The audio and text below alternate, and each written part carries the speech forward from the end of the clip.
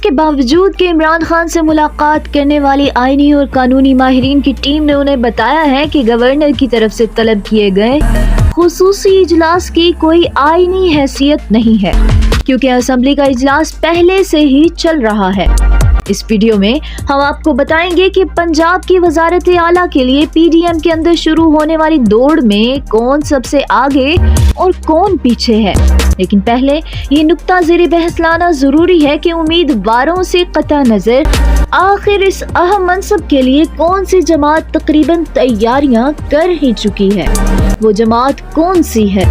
تجزیہ نگار متفق ہیں کہ پہلی باری حمزہ شہباز کو دینے اور خوار کر کے نکالے جانے کے بعد اب کنگ میکر آصف علی زرداری نے طے کر لیا ہے کہ کچھ مسلم لیگ نون کو نہیں دیا جا سکتا۔ یہی وجہ ہے کہ ان کی جماعت کی طرف سے پنجاب کے بڑے سیاسی خان وعدے پر تول رہے ہیں۔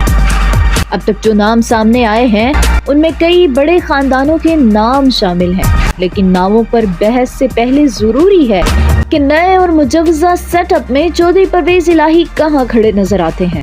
اس حوالے سے سیاسی حلقے ایک بار پھر زرداری شجاعت ملاقاتوں کی طرف توجہ دلاتے ہوئے کہتے ہیں کہ سب کچھ وہیں طے ہو رہا ہے۔